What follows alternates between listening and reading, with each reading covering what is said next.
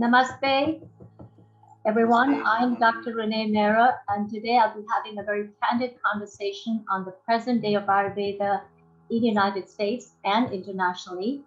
Joining me, we have two esteemed guests, Dr. David Frawley. Namaste, Dr. David Frawley. Pandit Vamadeva Shastri is also called by that name. He's an eminent Vedic teacher, author of 50 published books on yoga, Ayurveda, Vedanta, and Vedic studies that have been translated in 20 languages worldwide. In 2015, Dr. Frawley was honored with Padma Bhushan, which is the third highest civilian award given by the government of India for his Vedic educational work. Dr. Frawley has been one of the main teachers in bringing yoga and Ayurveda to the West, and he's been honored many, many times in international conferences, as well as by the Ministry of Ayush, which actually looks at the 7 traditional medicines in Ayurveda, Yoga, Unani, Siddha, homeopathy, naturopathy. So Dr. Frawley, that is a great achievement. And you're also the director of the American Institute of Vedic Studies that gives courses in Vedanta, Ayurveda, Yoga, and Jyotish. Thank you so much for joining us today. Joining us also Joining us also is Dr. Vivek Shanbhag. Dr. Vivek Shanbhag is the founder, president of the American Association of Ayurvedic Professionals. He has an MD in Ayurveda and is a California licensed naturopathic and an Ayurveda doctor for over 30 years. He's a professor and author of Beginner's Guide to Ayurvedic Medicine. Dr. Shanbhag is the founder director of the National Medicine and Ayurvedic Clinic and Academy in California, where he directs a team of 6 integrative health experts. He serves as a professor at 3 Ayurvedic colleges in California and has worked as the chairman of the Ayurvedic department at Bastyr University in Seattle, Washington, and as head of the Ayurvedic Research Institute in Pune, India. Dr. Shanbhag has won several awards and citations for his excellence in teaching and in healthcare practice. Thank you both gentlemen for joining us today. And Dr. David Frawley, welcome aboard on the advisory board of the American Association of Ayurvedic Professionals. And so let me start my conversation with you. You know, with your experiential knowledge of yoga and Ayurveda and Vedanta, tell us, where is Ayurveda positioned at this point of time in the United States? Yes, Renee, thank you for inviting me to this important discussion. I'm happy to be with my friend, Dr. Shanbhag, as well. As you say, Ayurveda is now something that people throughout the country and throughout the world know. It's undergone a very significant expansion over the last 40 years, which involves not only expansion in the United States, but globally. We found great interest in Ayurveda in Europe, Russia, South America, North America, pretty much throughout the world, even Middle East, even as far as Japan and Indonesia. It was part of various natural healing traditions coming up in the United States back in the 1980s and 90s. Now it is positioned to take, I would say, a significant leap forward, because Ayurveda is probably the most detailed medical system in the world that addresses individual constitution, right living as per your unique nature, extending to longevity, immunity, and rejuvenation, and also to the integration of body, mind, and consciousness. And these are very important things today. Of course, the pandemic that has weakened our immunity or expressed a weakened immunity, our lifestyle problems, our hectic information technology bombardment that keeps our nervous systems overly stimulated. So Ayurveda gives us a view of natural and ecological living and spiritual and higher awareness, in which we can integrate natural remedies and a more life in harmony with the universe, which is really what we need today as a foundation. And on top of that, Ayurveda has very important treatment methods relative to diets, special herbs, oils, massage, and clinical methods like panchakarma. Thank you. Thank you very much, Dr. Frawley, and it's rightly mentioned. It's really actually when we're looking at yoga, Ayurveda, meditation, which is the highest form of yoga, we're looking at from a place of higher state of consciousness, whether it's for healing others or healing ourselves. And so it puts us in a greater frame of mind, and we've seen and we've learned so many lessons from the pandemic as well. And when you talked about internationally and globally, yes, I think in Europe, Ayurveda has done very well. But still, we have issues, whether it's the standardization in curriculum or quality control or manufacturing of herbal formulations. If we had that standardization in credentialing and curriculum and herbs, would you see that the challenges would be less and we would expand further in Ayurveda? These are challenges. But they are also giving us some unique opportunities in that allow us to redefine the Ayurvedic view. We aren't standardized human beings. We have a unique nature we have to address. Herbs have unique qualities. And I think this is a subject that Dr. Shanbhag can address in greater detail because he has worked specifically in these areas. Dr. Shanbhag, your reflection? Thank you, Dr. Frawley. You rightly pointed out is the whole Vedic sciences, whether it is Ayurveda, yoga, and other Vedic sciences, emphasize individualization versus standardization. Because standardization is a very reductionist approach, whereas individualization is a very synthetic or going towards synergy. So Ayurveda developed over more than 5,000 years ago. We don't know the exact dates. And there are different thousands of herbs that are used. There are different treatments and modalities used. So it is actually unscientific to try standardization of Ayurvedic practice. Even the herbs, if you take one single herb, okay, like ashwagandha, it is grown in different parts of that world, that section of the globe, and you will not be able to standardize that one herb all throughout that geography. Education also is done for various levels of Ayurveda.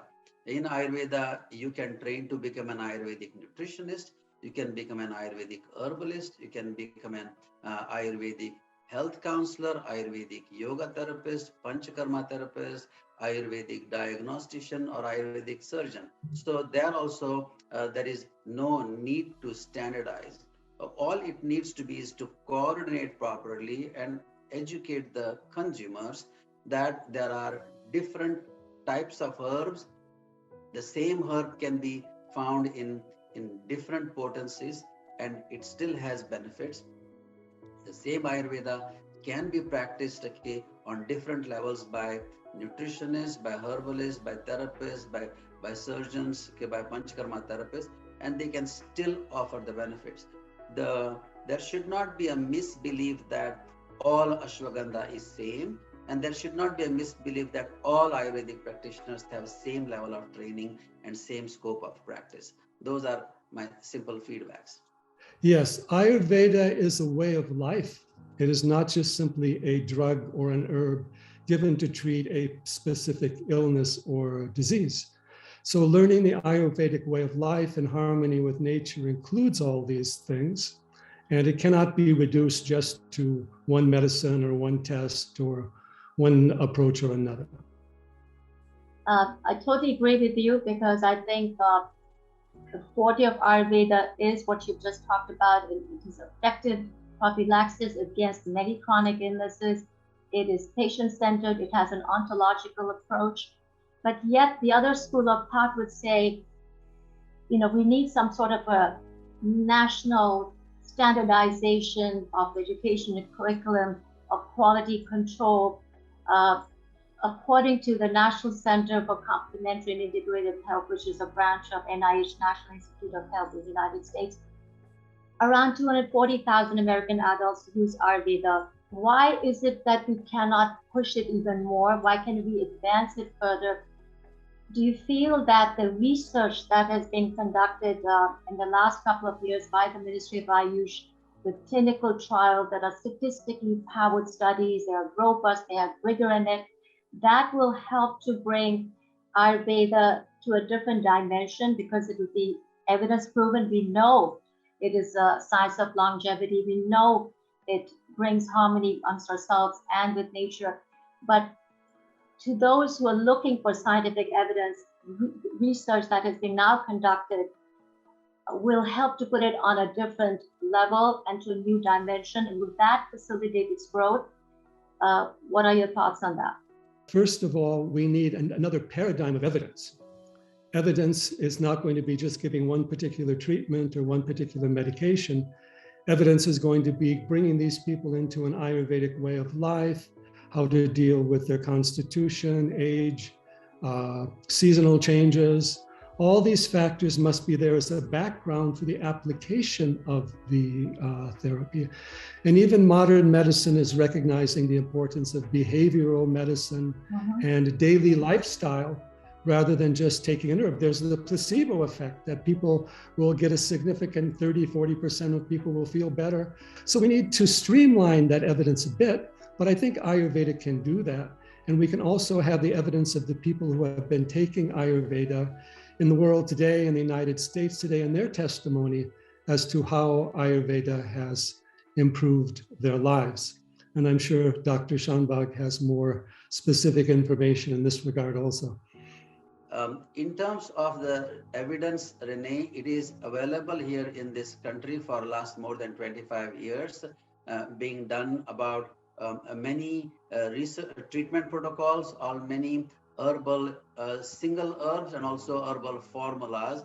For example, I was saying curcumin, ashwagandha, or tribulus terrestris, and many other, but nobody is able to claim a patent. And because there is no commercial gains or return on that investment, that evidence is not being put forth and is not being clinically used and promoted. Similar research has been done in Europe, specifically in Germany, and in England.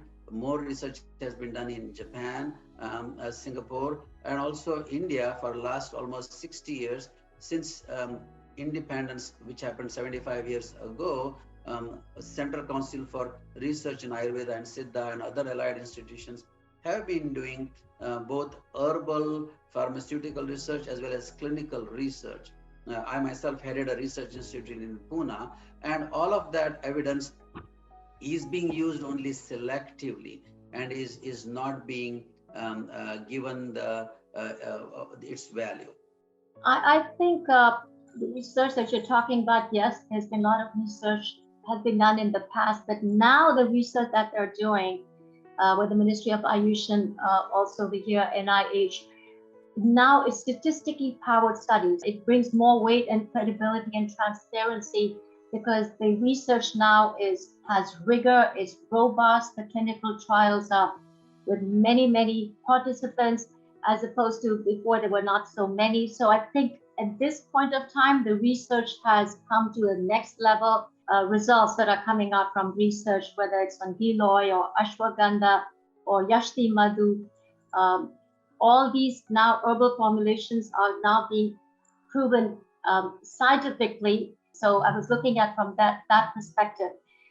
Dr. Shanbhag, I also wanted to ask you, since Europe has done very well with Ayurveda and yoga, is American Association of Ayurvedic Professionals doing any collaboration with the European Ayurveda Academy? We plan to do that. We are not limiting ourselves only to education. We are initially focusing on our mission, which is uniting, educating, empowering, and creating collaborations within US and Canada here, and we have done a lot of achievement in there.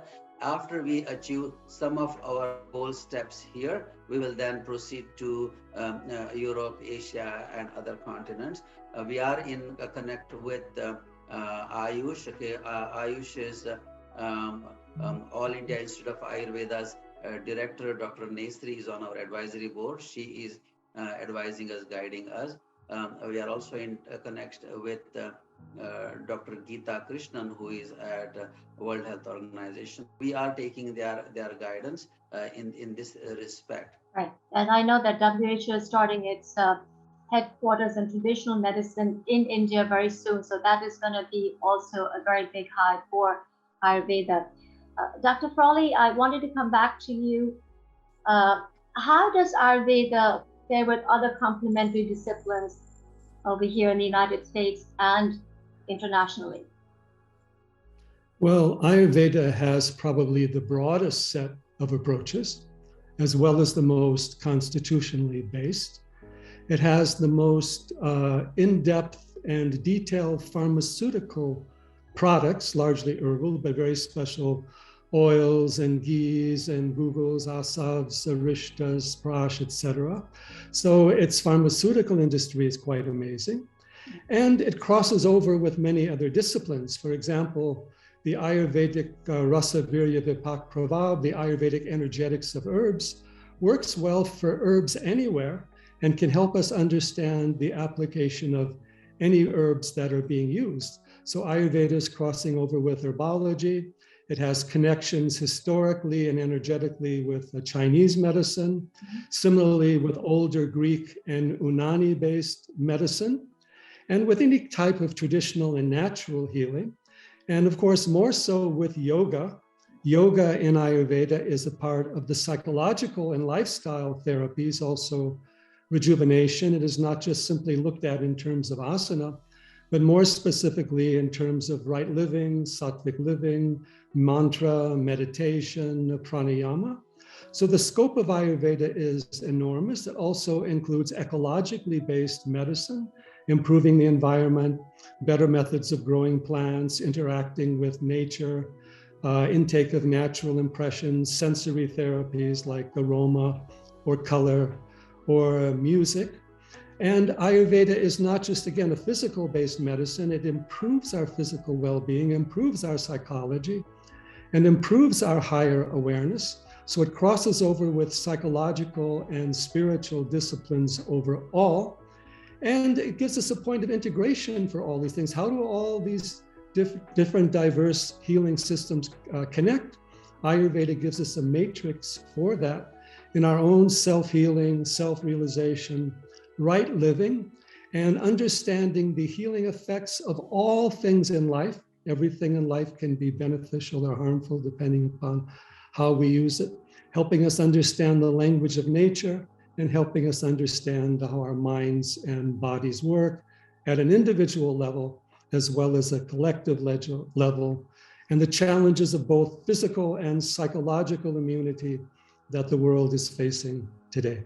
Absolutely. And I think when you talk about the Ayurveda and the mind, it's so very important that that's one of your talks at the Ayurveda conference coming up in Florida in association with the American Association of Ayurvedic Professionals and the Ayurveda Association of Florida. You'll be talking about that superconscious mind and the unconscious mind and the elevated mind. Dr. Shan, you wanted to add on? Ayurveda's guiding principle is Jagateva Aushadam. Everything in the universe has the value for and contribution to healing. So in our American Association of Ayurvedic Professionals, following this principle of everything in the world can contribute to healing, we have included in our both board of directors as well as in our membership healthcare practitioners from all fields. Okay, we have acupuncturists, okay, we have traditional allopathic doctors, have the practitioners, yoga therapists, naturopathic doctors, psychologists, psychotherapists, and various level of Ayurvedic certificate holders in this country, as well as bachelors in Ayurvedic medicine and surgery from India, MDs and PhDs.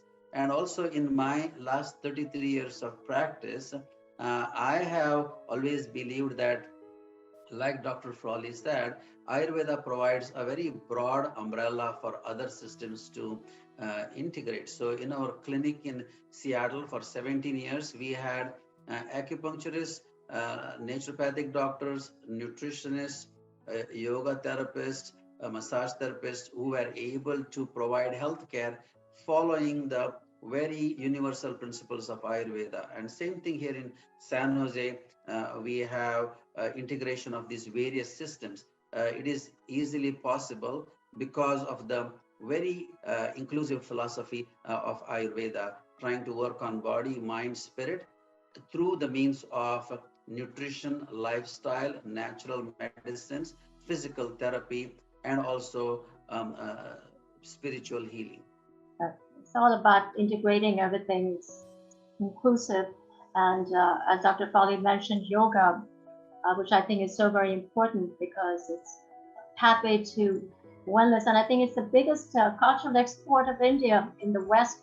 And when Prime Minister Modi made it as the International Day of Yoga since 2015, I think it's caught on so well everywhere that I think I was brought up with brush your teeth, do your yoga. So, but there's so many other people who now realize that yoga is part of their lives and part of their daily routine.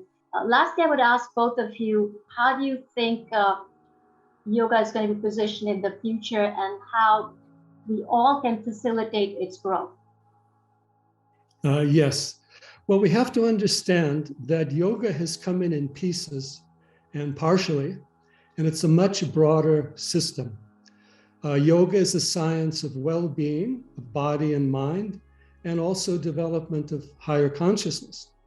Now, yoga was basically a practice at an individual level to raise our awareness.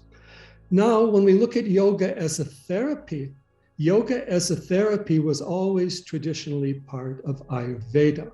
Yoga Chikitsa. Chikitsa is the field of Ayurveda. Every Ayurvedic text has a Chikitsa sthana explaining all levels of therapy, which includes yogic factors, but also diet, herbs, lifestyle, and every aspect of clinical medicine. So as we look to apply yoga for health and well-being, we have to go to Ayurveda. It gives us a yogic understanding of not only how the physical body works, but subtle body, mind, our integration with nature. Ayurveda also gives us the yogic or therapeutic values of foods and herbs, which we can understand yogically merely through chemical constituents. And it also helps us to use even factors like asanas relative to our individual constitution. And it links us with greater yogic values, ahimsa, yamas, niyamas, behavior. Yoga as a behavioral medicine is part of Ayurveda, increasing the sattva guna.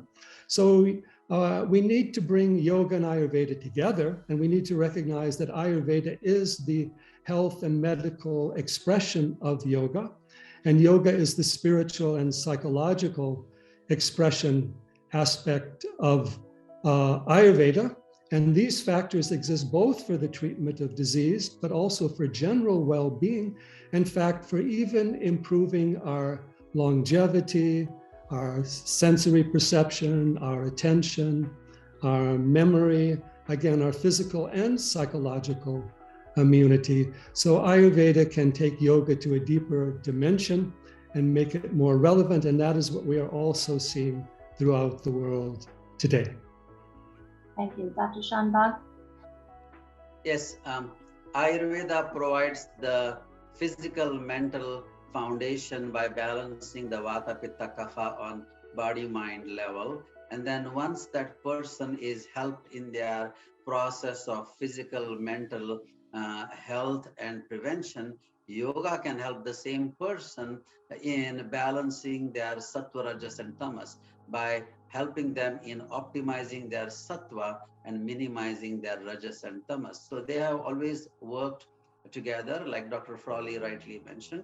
And even the authors of Ayurvedic and yogic texts have been the same ones in the past. Patanjali wrote Patanjali Yoga Sutra, but also wrote books on Ayurveda. Most of the universities in the past had their yoga and Ayurveda departments together.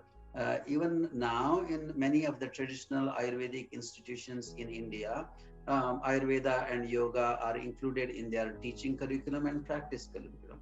Many of the yoga institutes in India include exposure to Ayurveda, and that is being also done here in this country. And like you rightly pointed out, Renee, yoga has been universally accepted, and wherever yoga goes, eventually Ayurveda will also go, because in most of the yoga teacher trainings now, Ayurveda is being taught. Ayurvedic yoga therapists are learning about yoga, and yoga therapists are learning about Ayurveda, and they can help a person in first preventing diseases and promoting health sciences, because the philosophy is the same common source of Vedanta. Here, AAP is trying to support that, okay, by including yoga therapists, okay, inviting them to our membership.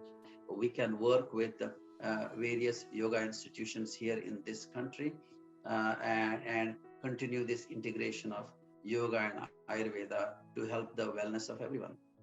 Thank you very much, gentlemen. And I believe that comprehensive approach to disease management and bringing harmony in ourselves and harmony with the world around us, harmony with nature, and that is what the true definition of health is.